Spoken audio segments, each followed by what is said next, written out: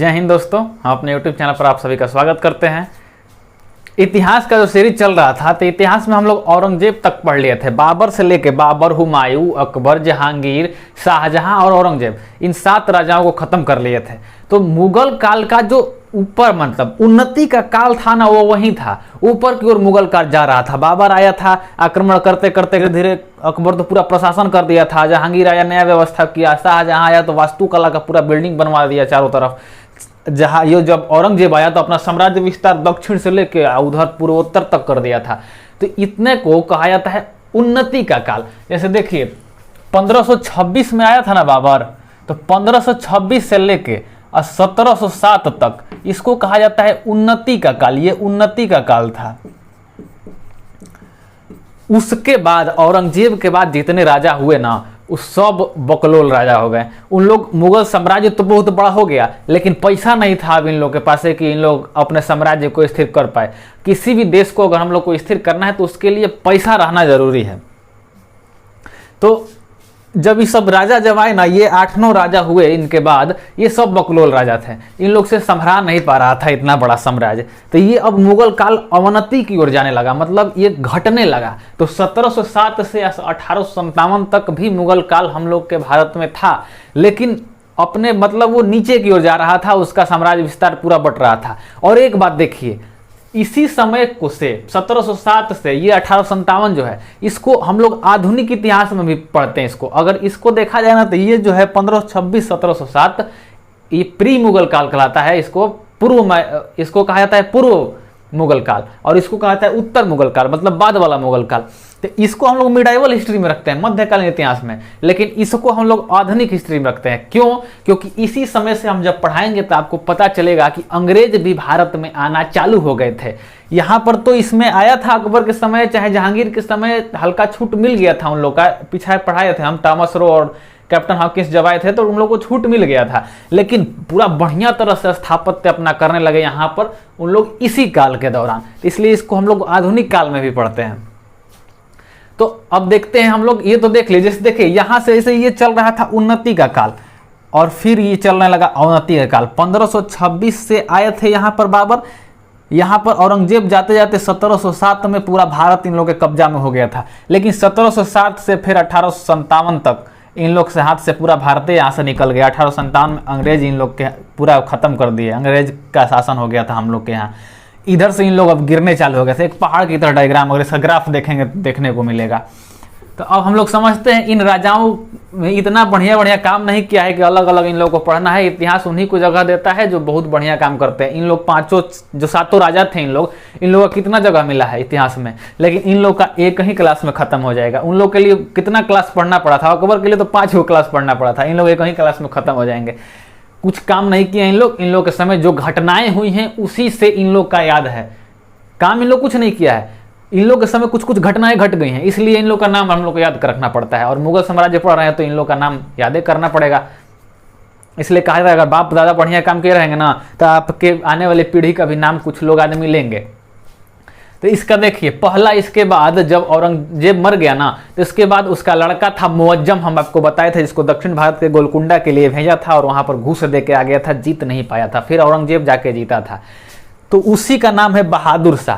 तो बहादुर शाह का असली नाम उसके बाद उसका बेटा बना, इसका असली नाम है मुअज्जम। तो जो मुअज्जम है, ये ऐसा राजा था कि इसको अपना साम्राज्य का पूरा पते नहीं था कि हमारा साम्राज्य, हमारा बाबूजी कितना कितना जीत गए हैं। इसको पता था बस कि दिल्ली में हम हैं, इसको ही नहीं पता था ना कि हम कहां तक जीत गए हैं।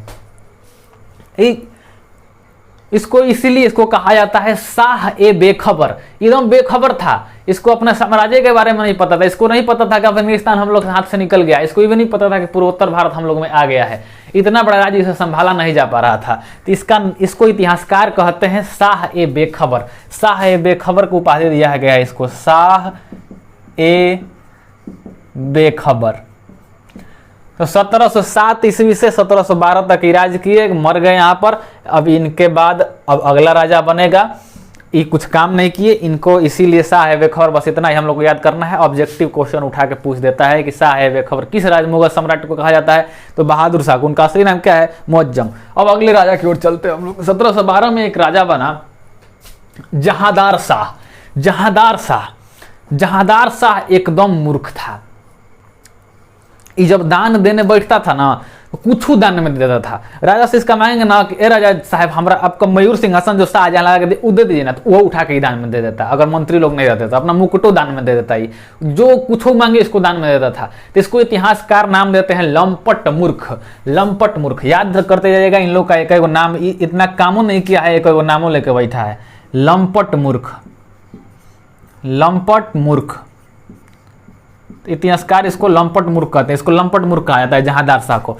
जहांदार शाह देखिए राजा बनने लायक था नहीं, राजा बनने लायक था ये फर्रुखसियर, लेकिन इसको किसी तरह छल कपट से राजा बना दिए थे। कौन बनाया था? सैयद बंधु। दो भाई थे सैयद बंधु, वो दोनों मिल के छल कपट करके इसको राजा बनना चाहिए था, लेकिन बना दिए थे इसको। ये कहा था कि पैसा हमसे ले लो जहांदार शाह, हमको राजा बना दो, तो सैयद बंधु मिलके इसको राजा बना दिए थे। तो इसलिए सैयद बंधु को नृप निर्माता कहा जाता है। सैयद बंधु को नृप निर्माता, नृप माने राजा होता है, नृप निर्माता। नृप निर्माता किसे कहा जाता है? तो सैयद बंधु को नृप निर्माता कहा जाता है। सैयद बंधु को नृप निर्माता कहा जाता है। इसको सैयद बंधु मिलकर राजा बना दिए थे। तो ये राजा तो बना दिए थे, लेकिन ये फर्रुखसियर था, ये राजा बनने लायक था। तो फर्रुखसियर क्या किया कि इसको मरवा दिया, जहांदार शाह को खत्म करवा दिया, जहांदार शाह को मरवा दिया। इसलिए फर्रुखसियर को 1713 में इसको मरवा दिया था। 1713 से 1719 तक फर्रुखसियर राज किए थे वहां पर। तो फर्रुखसियर को कहा जाता है घृणित कायर। राजा नहीं बन पाया ये जब, तो मरवा दिया, इसलिए इसको कायर कहा जाता है, घृणित कायर कहा जाता है। इसको कहा जाता है घृणित कायर। सबका एक एक नाम है, इस सबको याद करते चलिएगा। घृणित कायर, घृणित कायर, घृणित कायर। फर्रुखसियर को कहा जाता है घृणित कायर, घृणित कायर। फर्रुखसियर जब शासन कर रहा था ना, तो इसको 1717 ईस्वी में, 1713 में राजा बना है ना, 1717 ईस्वी में इसको चेचक हो गया। बड़का मातादाई, बड़का मातादाई पूरा फोकचा इसके शरीर पर कच गया। पहले मातादाई जब होता था आदमी मर भी जाते थे। तो उस समय जब आदमी मर जाते थे, ये सोचा ना कि अब तो हम मर जाएंगे, तो सोचा कि कौन हमारा राज कर दे, हमारा इलाज कौन कर देगा। इलाज जो भी कर देगा हम खुश होकर जो मांगेगा हम दे देंगे। तो एगो अंग्रेज था उस समय, अंग्रेज था हैमिल्टन। अंग्रेज का नाम था हैमिल्टन, डॉक्टर था वो। तो हैमिल्टन डॉक्टर 1717 में जब इसको चेचक हो गया ना, 1717 में चेचक इसको हो गया। जब चेचक हो गया तो आया हैमिल्टन ये डॉक्टर थे। हैमिल्टन इसका इलाज किए, चेचक सही हो गया और भी खुश हो गया, हम तो बच गई लो। ये कहने लगा हम तो बच गई नहीं, हमारा चेचक हुआ था, हम बच गई नहीं। तो कहा खुश हो गया, कहा कि जो मांगो दो। तो ये हैमिल्टन का किए, इसको उधर ऊपर से संदेश आया था, ये एक प्रकार से गुप्तचर टाइप का था। ये मांग लिया उससे कि हमको बंगाल के क्षेत्र पर व्यापार करने का छूट दे दीजिए। मौका की तलाश में थे अंग्रेज, इधर मौका मिल गया तो इसको पूरा इधर बंगाल के क्षेत्र पर छूट दे दिया। ये खुश होकर फर्रुखसियर। तो 3000 बस टैक्स लिया था, 3000 उसको टैक्स देना है। उस समय 3000 बहुत था। 3000 टैक्स दे के अब बंगाल पर इसको अधिकार दे दिया था कि उधर आप व्यापार कीजिए। 3000 टैक्स लेके हैमिल्टन को ही छूट दे दिया व्यापार का। और उसी साल 1717 में मराठा का हम पीछे पढ़ाए थे शिवाजी से, उसका लड़ाई हुआ था औरंगजेब का। जीत नहीं पाए थे औरंगजेब शिवाजी से, शिवाजी भाग गए थे, फिर से छापा मार का युद्ध करते थे उस सूरत में। तो मराठा साम्राज्य को भी पेशवा जो उन लोग थे उसको इन लोग फर्रुखसियर उसको भी अधिकार दे दिया। तो 1717 में मराठा को भी अधिकार दे दिया, छत्रपति का, मराठा को छत्रपति का अधिकार दे दिया। छत्रपति तो मराठा को ये दो अधिकार दे दिया कि मराठा, चलिए मराठा मुगल में नहीं है, उन लोग अलग साम्राज्य है। हैमिल्टन को एक दे दिया 3000 टैक्स लेकर के कि तुम जाओ व्यापार करो, अंग्रेज अब व्यापार कर सकते हैं यहाँ पर। तो इसको हम लोग फ्रेंच भाषा में, ये तो हम लोग का अधिकार भाषा है हिंदी ना, तो फ्रेंच भाषा में इसको कहा जाता है Magna carta. Magna carta, Magna carta का अर्थ होता है कि धोखा से कोनो संधि करवा लिए हम लोग। ये हैमिल्टन देखिए यहाँ पर से अब व्यापार करना चालू कर दिया ना, यहाँ पर धोखा से एक संधि करवाया था। इससे धोखा से 3000 पर टैक्स करना बंगाल में चालू कर दिया था, लेकिन उधर अपना शासन भी धीरे धीरे लोग चालू कर दिया था अंग्रेज। तो इसी को कहा जाता है मैग्ना कार्टा। तो क्वेश्चन पूछता है कि मैग्ना कार्टा, अंग्रेजों को मैग्ना कार्टा और मराठा को मैग्ना कार्टा किस शासक ने दिया था? तो फर्रुखसियर ने दिया था। तो इसको मैग्ना कार्टा हम लोग कहते हैं। इन दोनों को मतलब इसका अधिकार देना को हम लोग फ्रेंच भाषा में मैग्ना कार्टा कहते हैं, और वैसा अधिकार की धोखा से लिया गया हो, मैग्ना कार्टा कहते हैं। तो याद रखिएगा, ये क्वेश्चन बहुत बार आया हुआ है कि मैग्ना कार्टा अंग्रेजों को और मराठा को कौन दिए थे? तो फर्रुखसियर। यहीं से अब अंग्रेज कदम रखना चालू कर दिए थे बढ़िया तरह से। जहांगीर तो व्यापार का छूट दिया था, लेकिन ये एगो क्षेत्र मांग लिया था तो उतना दूर हम व्यापार करेंगे। यहाँ से अब अंग्रेजों का कदम रखना चालू हो गया है। देखिए यहाँ पर राजा इसको टैक्स दे रहा है, ये टैक्स दे रहा है राजा को, हैमिल्टन 3000 टैक्स दे रहा है। लेकिन आगे देखिएगा और क्या, आगे राजा को इन लोग पैसा देने लगेगा। तो फर्रुखसियर 1717 ईस्वी में मराठा को और हैमिल्टन को, अंग्रेजों को मैग्ना कार्टा दे दिए। इसके बाद एक राजा बने मोहम्मद शाह, 1719 में मर गया ना, तो इसके बाद राजा बने मोहम्मद शाह। मोहम्मद शाह को रंगीला बादशाह कहा जाता है, रंगीला बादशाह। एकरो एगो नाम है रंगीला बादशाह। रंगीला बादशाह काहे के खूब नाच गाना देखता था, एकरा साम्राज्य से मतलब नहीं था, नाच गाना, पैसा छोड़ के चलिए गए थे उन लोग, एकरा बाप दादा आई उसी में था। इसको रंगीला बादशाह कहा जाता है। इसको नाच गाना देख के नचनिया नचा के दारू पीते रहता था, इसी में ये सब था, एकदम मगन था ये। इसी के चलते ना इसके साम्राज्य में बिखराव हो गया, इसका साम्राज्य बट गया, कई गो में बट गया इसका साम्राज्य। इसका साम्राज्य में बंटवारा मतलब अलग कर लिए। बहुत से लोग कह गए मुगल वंश में हम लोग नहीं रहेंगे, ये नाचेगा ना में तबाह है, साम्राज्य का देखेगा। इसके समय विभाजन इसके साम्राज्य का बहुत हुआ, विभाजन। तो विभाजन होने चालू हो गया। दिल्ली में ही था ना, बंगाल को कर लिए अलग, मुर्शिद कुली खां, मुर्शिद कुली खां, मुर्शिद कुली खां, 2-3 बार नाम बोलते रहिएगा, मुर्शिद कुली खां, कुली खां। तो मुर्शिद कुली खां किसको अलग कर लिए? बंगाल को अलग कर लिए, मुर्शिद कुली खां। अवध का जो क्षेत्र था, अवध का जो यूपी का क्षेत्र है, बंगाल का क्षेत्र समझ जा रही है, अवध मतलब यूपी का क्षेत्र, इसको अलग कर लिए। यूपी का बीच वाला क्षेत्र था वो, उसको अलग कर लिए शहादत खान, शहादत खान अलग कर लिए। और जो हैदराबाद था, हैदराबाद को अलग कर लिए निजाम उल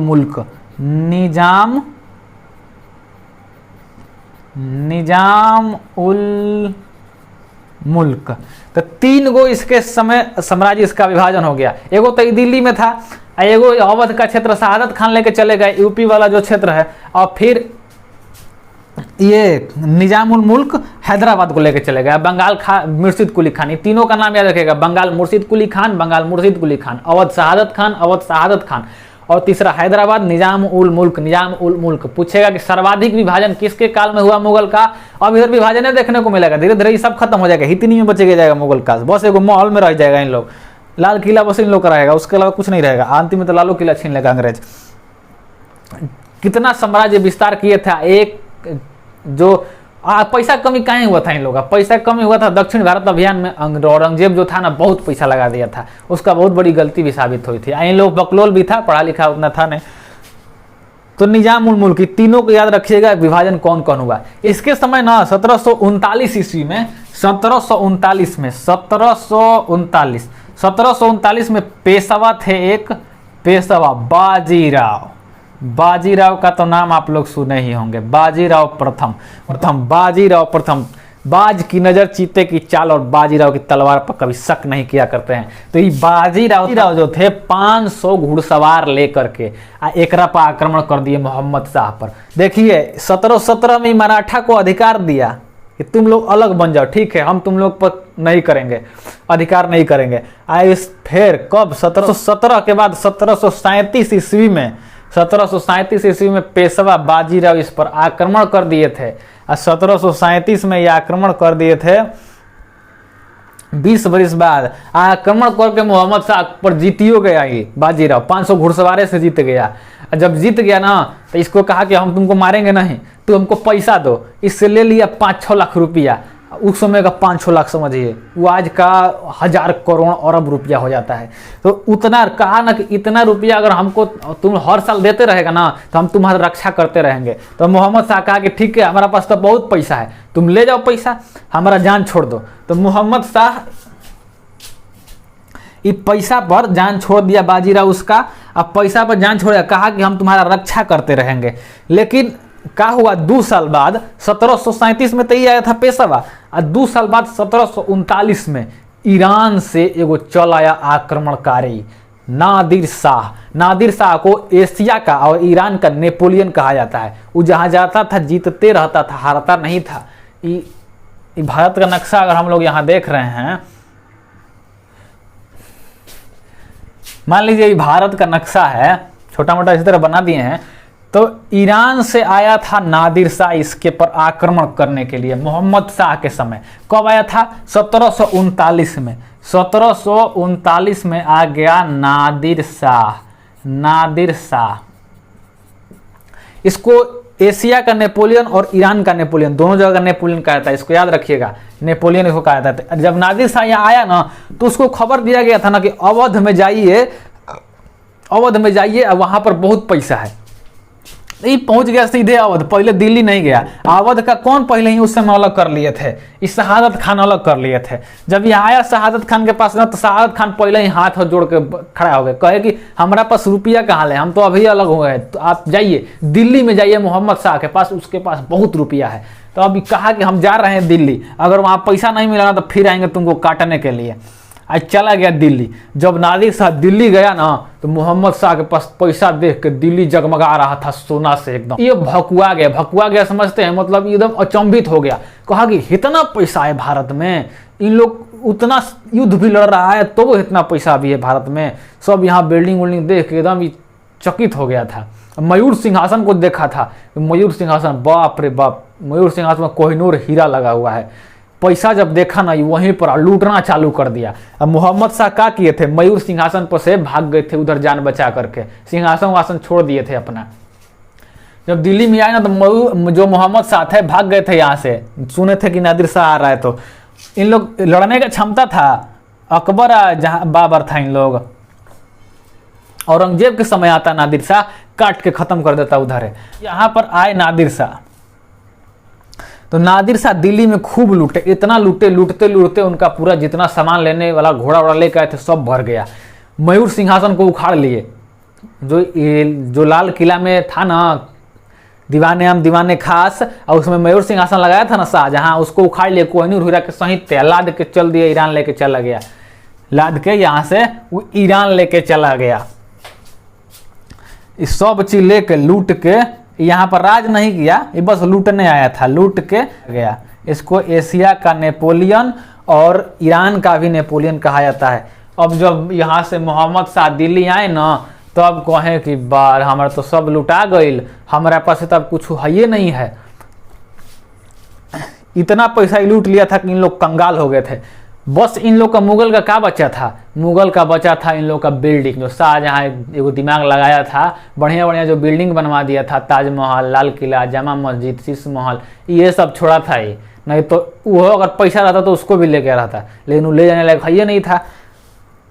तो सब लूट के नादिर शाह 1739 ईस्वी में चल गया। आई जो बाजीराव थे ना, इसका रक्षा करने भी नहीं आया था। ये 5 लाख रुपये 2 साल से ले रहा था, अब बाद में अबो नहीं किया इसका रक्षा करने के लिए। तो ये मोहम्मद शाह देख लिए, इस समय 2 आक्रमण हुआ था, 1737 में पेशवा, 1739 में नादिर शाह आक्रमण किए थे, लूट के लेके चले गए थे। ईरान के थे, एशिया का नेपोलियन और ईरान का नेपोलियन कहा जाता है इनको।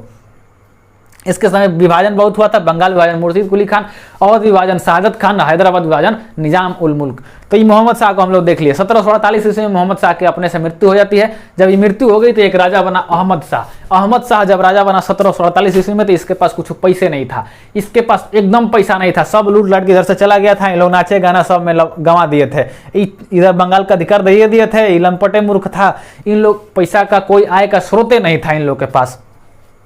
एकदम अहमद शाह के बड़ी कंगाली हो गया। मुगल साम्राज्य में सबसे बड़ा कंगाली देखने को कब मिलता है, अगर क्वेश्चन पूछ दिया तो आपको याद रखना है अहमद शाह। अहमद शाह के समय कंगाली हो गया था, एकदम कंगाल हो गया था। कंगाल कंगाल कंगाल हो गया था। एक समय 1748 ईस्वी में एगो अहमद शाह अब्दाली थे, अफगान के सेनापति थे। अहमद शाह नाम से याद रखेगा, इसके समय ही इसके नाम का एगो आया था अहमद शाह अब्दाली, अहमद शाह अब्दाली अहमद शाह अब्दाली 1748 ईस्वी में आया था।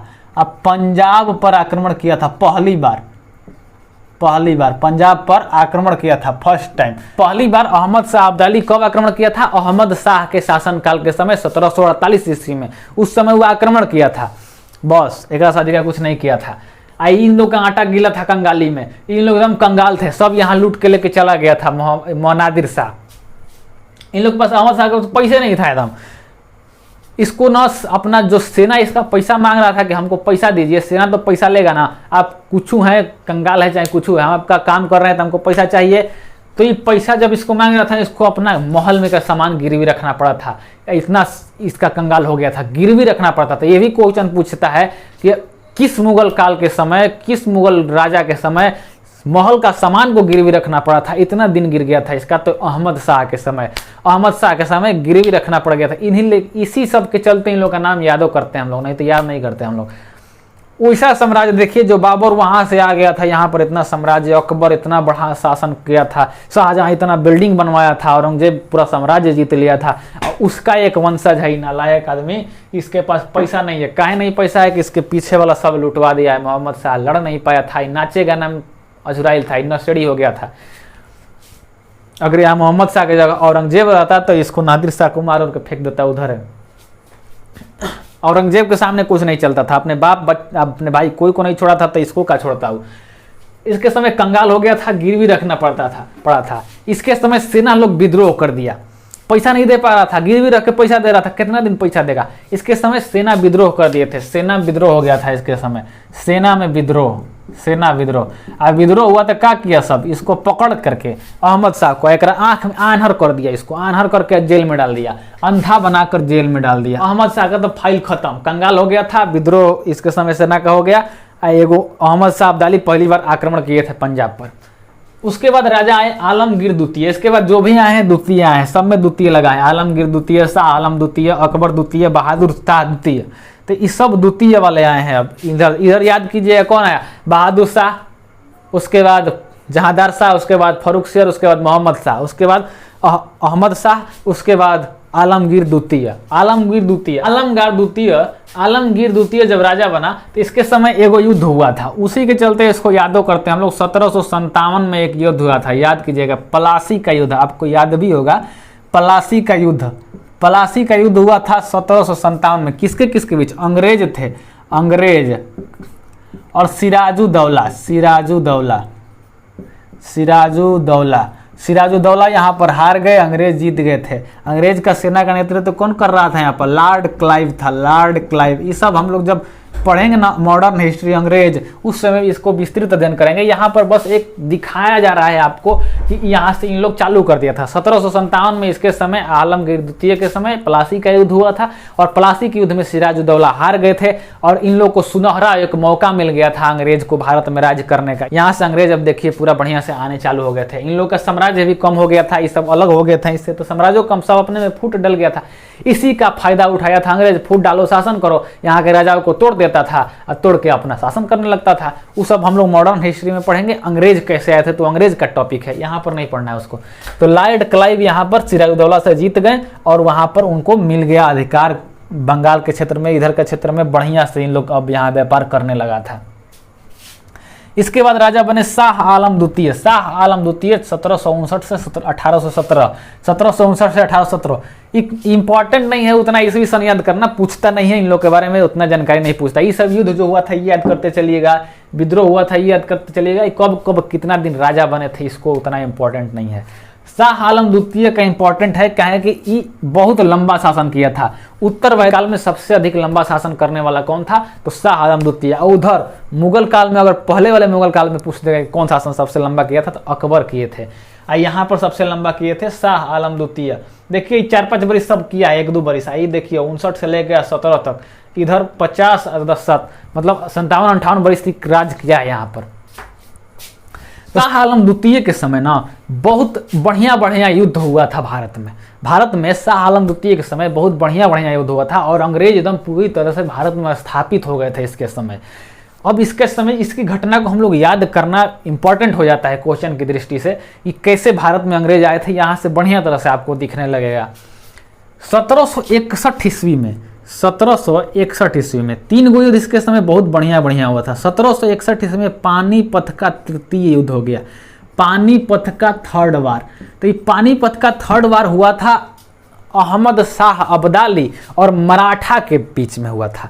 देखिए यहाँ पर भारत के नक्शा में देखिए, यहाँ मराठा थे ना यहाँ पर, और अहमद शाह अब्दाली यहाँ पंजाब तक आ गया था कब 1748 में।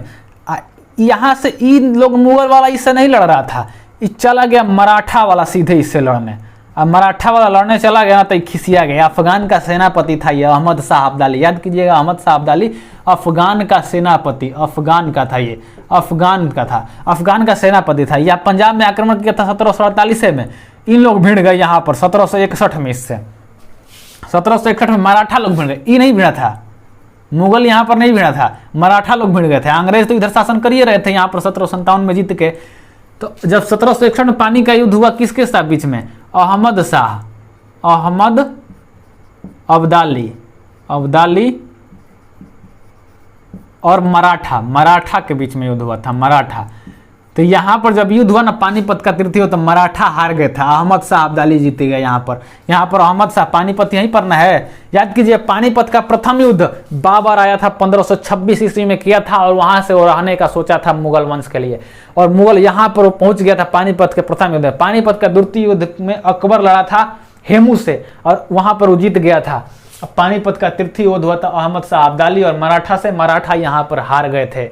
यहाँ पर देखिए 4 गो जगह शासन था, मराठा यहाँ अंग्रेज इधर से करिए रहे थे, बीच में मुगल वंश था दिल्ली में, और इधर से अहमद अब्दाली भी जीत गया था। तो यहाँ पर इतिहासकार कहते हैं कि इस समय निर्णय करना, जो इस समय की जनता थी ये नहीं सोच पा रही थी कि हम लोग के ऊपर शासन कौन करेगा, अहमद शाह अब्दाली शासन करेगा कि मुगल वंश हम लोग के ऊपर शासन करेगा कि अंग्रेज शासन करेंगे। इस समय कुछ नहीं पता था वहाँ उस समय की जनता को। हम लोग ना पढ़ ले रहे हैं आराम से, लेकिन उस समय की जनता को कुछ पता नहीं था कि कौन शासन करेगा हम लोग के ऊपर। तो अहमद शाह अब्दाली जब जीत गए तो ये तो पता चल गया कि मराठा शासन नहीं करेंगे, कहें कि मराठा तो हार गए। लेकिन अहमद शाह अब्दाली भी यहाँ से चला गया, हो यहाँ शासन नहीं किया। हो अहमद शाह अब्दाली इन लोग हरा के यहाँ से चला गया, बस इतने किया। हो इन लोग से लूट लाट के चला गया, शासन नहीं किया यहाँ पर। तो अब 2 लोगों की जगह पर था शाह आलम द्वितीय, या तो मुगल शासन करते या तो अंग्रेज शासन करते भारत के ऊपर। तो 1764 में 3 साल बाद हो गया बक्सर का युद्ध। 1764 में बक्सर का युद्ध हो गया, और बक्सर के युद्ध में 3 राजा मिले थे इधर से, तिलगुट सेना बनाए थे, तिलगुट सेना 3 राजा मिले थे, और उधर से अंग्रेज थे, इधर से 3 राजा थे। ये इंपॉर्टेंट यहाँ पर नहीं है, बस इतना याद करना है कि बक्सर का युद्ध हुआ था। इसको जब हम लोग अंग्रेज के बारे में पढ़ेंगे मॉडर्न हिस्ट्री में, तो वहाँ पर विस्तृत अध्ययन करेंगे इसके बारे में।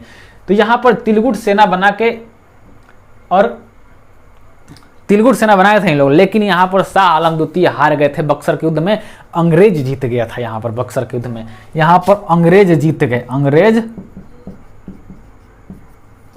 यहाँ पर जीत गए।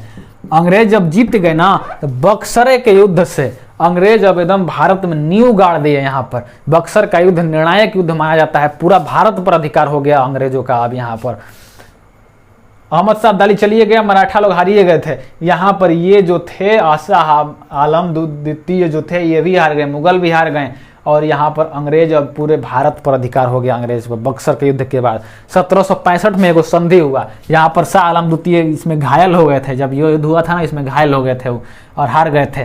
तो 1765 में उनको पकड़ के एगो संधि कराया गया।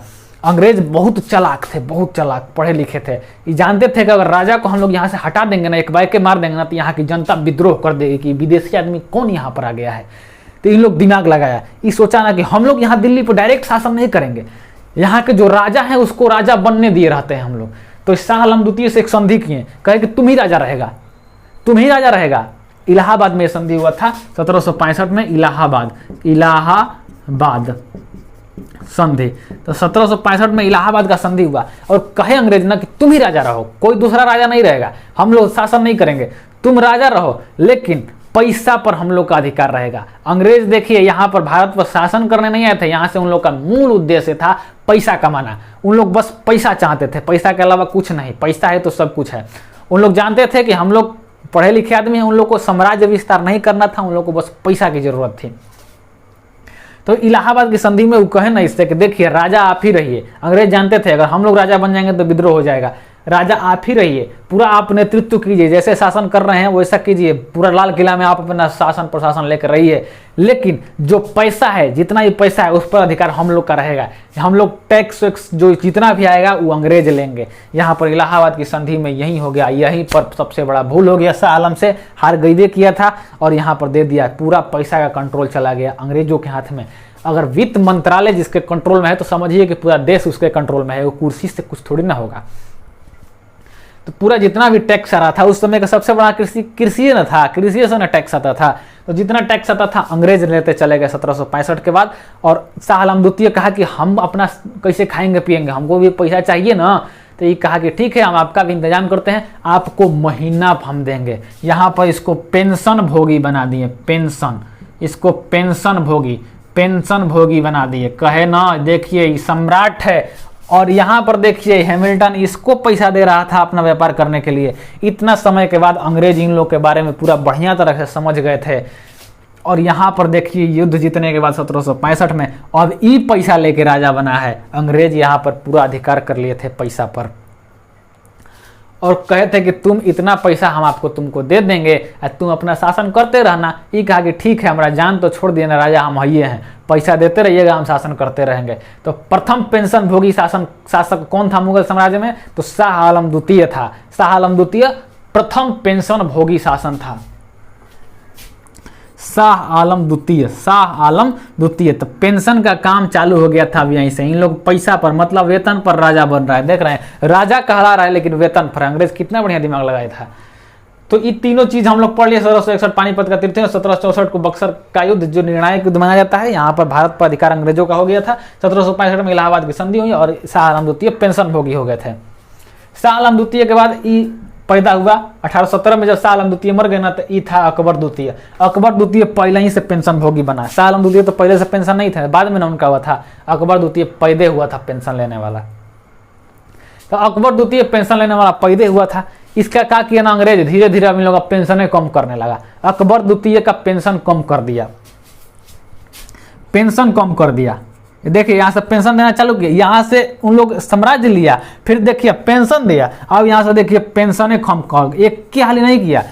एक के हाली दर्द कैसे नहीं होता है, अगर किसी का मुड़ी एक के हाली खच दे उतार देंगे ना तो दर्द नहीं होगा, लेकिन धीरे धीरे रहती है। पहले उसके मौका दीजिए कि हम आपके समीप आए, और समीप जब आ जाता है ना तो अब धीरे धीरे रेतना चालू कर दिया।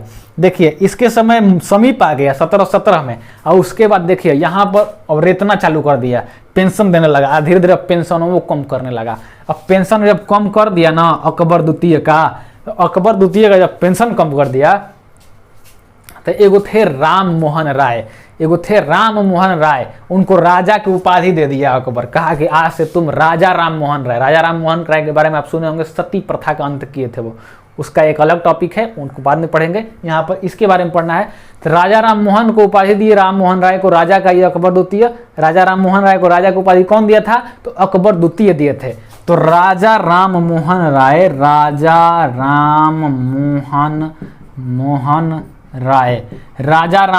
राय को भेज दिया इंग्लैंड। पढ़े लिखे आदमी थे वो, उसको कहा ना अकबर द्वितीय कि ए राजा साहब जाइए ना इंग्लैंड, हमारा इन लोग पैसा कम कर दिया। वहाँ के जाके रानी से बात की दिए। ये गए इंग्लैंड रानी से बात करने के लिए, और वहाँ पर इसको कैसा चोट लग गया, अब मर गए। इनके दिमाग में चोट लग गया, मेनिंजाइटिस नामक बीमारी हो गई, वहीं पर राजा राम मोहन मर गए थे। तो इनका तो एक अलग कहानी है, इनको अलग से पढ़ेंगे हम लोग। तो इसका पेंशनों कम नहीं हुआ, ये मरी हो गए, इतना ही अभागा था अकबर द्वितीय। तो अकबर द्वितीय पहले ही से पेंशन भोगी पैदे हुआ था, इसका पेंशन कम कर दिया जब अंग्रेज लोग। तो राजा राम मोहन राय को इंग्लैंड भेजे थे और उधर वो मर गए थे। जब अकबर द्वितीय का शासन खत्म हो गया ना, इसके बाद राजा बने बहादुर शाह द्वितीय। आई अंतिम मुगल शासक हुए, 57 तक चले थे। अंतिम मुगल शासक बहादुर शाह द्वितीय। अंतिम मुगल शासक कौन था? बहादुर शाह द्वितीय। अंतिम है इसलिए इसको लास्ट को याद करना पड़ता है। अंतिम मुगल शासक थे बहादुर शाह द्वितीय। प्रथम मुगल शासक भी बहादुर शाह ही थे, लेकिन उनका असली नाम था मुअज्जम, और इसका असली नाम बहादुर शाह था, अब बहादुर शाह द्वितीय था। ये वो पत्रिका लिखता था, पत्रिका जफर नामक पत्रिका लिखता था, जफर नामक पत्रिका लिखता था एक, जफर, इसलिए इसका नाम पड़ गया बहादुर शाह जफर। पत्रिका का मतलब जो घटनाएं हो रही हैं उसको हर हफ्ता करना, पत्रिका नहीं आता है, आज भी आता है, तो उन लोग का युवा एक आता है, कितना आता है आजकल, तो सब उसी तरह ये पत्रिका लिख रहे थे और इसलिए इसका नाम पड़ गया बहादुर शाह जफर। तो बहादुर शाह जफर, पूरा नाम इनका बहादुर शाह जफर। ये करंट अफेयर लिखते थे। इसी के समय ना एकदम बुढ़ावती में राजा बना था। सबसे बुढ़ावती में राजा कौन बना था? बहादुर शाह जफर। जब एकदम बूढ़ा हो गया था, दाढ़ी उड़ी पक के एकदम ढोकचाइल ऐसा ही था, शासन कर रहा था, हिल रहा था, इसको पूरा अपना गद्दियों नहीं संभाला रहा था। मयूर सिंहासन था ही नहीं था, इसके लिए गद्दी जानते थे क्या था? प्लास्टिक का कुर्सी होगा और ही क्या होगा। मयूर सिंहासन तो लेके चला गया था, इन लोग पैसा पर शासन कर रहा है। इसके क्या किया ना कि अकबर के समय तो कमे नहीं हुआ था पेंशन, इसका पेंशन खत्म कर दिया अंग्रेज। पेंशन सीधे मुड़ी खत्म, जा पेंशन खत्म कर दिया। पेंशन खत्म करके लालो किला इसे छीन लिया, लाल किला छीन के कह दिया कुतुब मीनार के नीचे 2 कमरा है, उसके नीचे जाके रहो अपना बाल बच्चा लेकर के। ये वहां पे चुपचाप चला गया, ना पैसा मिल रहा था ना कोई, भीख मंगा का हालत हो गया था। कटोरी लेके भीखो मांगता ना, बहुत मिलता है इसको, भीख मंगा का हालत हो गया था इसको। इसको पूरा साम्राज्य में सब छीन लिया अंग्रेज, पूरी तरह से अंग्रेज अब यहाँ पर ले लिए थे शासन। तो 1857 में विद्रोह हो गया, सैनिक विद्रोह अंग्रेजों के खिलाफ हुआ था। सैनिक विद्रोह किसके खिलाफ हुआ था? अंग्रेजों के खिलाफ हुआ था सैनिक विद्रोह। अंग्रेज के खिलाफ ये विद्रोह कर दिए थे। चारों तरफ अंग्रेज बहुत तंग करने लगे थे। अंग्रेज में बढ़िया से पढ़ेंगे कैसे तंग कर रहे थे, सब तंग करने लगा, सैनिक लोग विद्रोह कर दिया। तो एगो नेता चाहिए ना विद्रोह को कंट्रोल करने के लिए, बढ़िया नेता नहीं रहेगा तो विद्रोह नहीं हो पाएगा। तो इसी को उन लोग नेता बना लिए, बहादुर शाह को। ये कहा कि अरे हमारा पास कुछ छोड़ा है, उन लोग हमारा पैसों खत्म कर दिया है, महलों छीन लिया हमसे, हम कैसे करें? कहीं नहीं, ठीक है राजा आप है ना, आप ही का नाम दे दिया था। सैनिक विद्रोह का नेतृत्व कौन कर रहा था? बहादुर शाह। सैनिक विद्रोह का नेतृत्व कौन कर रहा था? बहादुर शाह। याद कीजिएगा, सैनिक विद्रोह का नेतृत्व बहादुर शाह कर रहा था। जब 1859 में विद्रोह खत्म हो गया ना, 2 साल में अंग्रेज इसको दबा दिए। 2 साल में 1859 में 1857 वाले विद्रोह को 2 साल में अंग्रेज इसको बढ़िया से दबा दिए। जब खत्म हो गया तो अंग्रेज खोजने लगे, कहने है बहादुर शाह। बहादुर शाह को खोजने लगे और कहें कि तू को हम इसको यहाँ पर एक जगह दिए थे बैठने के लिए, ये नेतृत्व कर रहा है, हमको विद्रोह करवा रहा है, इसको खोजने लगे। ये जाके छिपा था बहादुर शाह हुमायूं के मकबरा में। हुमायूं का मकबरा कहाँ है? दिल्ली में है ना, गुलबदर बेगम बनवाई थी, उसी में जाके छिपा था अपना परिवार लेकर के। इसको पकड़ लिया अंग्रेज, अब पकड़ के इसके दोनों बेटा को मार दिया वहीं पर कि न रहेगा बांस न बजेगी बांसुरी, अब राजे नहीं बनेगा कोई, राज खत्म, कोई नहीं राजा। इसके बेटा को दोनों को मार दिया। इसको भेज दिया रंगून। कहाँ भेज दिए? इसको भेज दिया रंगून। रंगून म्यांमार में है, रंगून का पहले वहीं पर म्यांमार बर्मा, वहीं पर रंगून है, तो रंगून में भेज दिए और वहीं पर मर गया। इसका मकबरा है रंगून में, मकबरा इसका कहाँ है? रंगून में है, वहीं पर इसको गाड़ दिया गया है। ये को दिल्ली में मकबरा बनवाया था, हयाती मकबरा। मुस्लिम लोग कोई होते हैं ना कि पहले ही अपना मकबरा बनवा लेते हैं, कहते हैं अगर हम मर जाएंगे तो इसमें ले जाके गाड़ दीजिएगा। तो वो एक हयाती मकबरा उसको कहा जाता है। तो हयाती मकबरा दिल्ली में बनवाया था, लेकिन भेज दिए रंगून, रंगून में मर गया। तो कौन इसको लाएगा दिल्ली में? इसको वहीं पर गाड़ दिया गया। दिल्ली में इसका हयाती मकबरा आज भी खाली है, कोई नहीं है। किसी को जाना है तो आप जा सकते हैं वहाँ पर। तो हयाती मकबरा वहाँ पर खाली है, वहाँ पर खाली है। किसी को दिल्ली में ज़मीन चाहिए तो जाइए हयाती मकबरा में, और वहाँ पर आपके लिए ज़मीन सुरक्षित है, आप वहाँ पर मकबरा आपका बन सकता है। तो हुमायूं का मकबरा में ही छुपा था, वहाँ पर इसके बेटे को मार दिए गए। क्यों मारे थे? सैनिक विद्रोह का नेतृत्व किए थे, इसलिए अंग्रेज इसको मार दिए थे।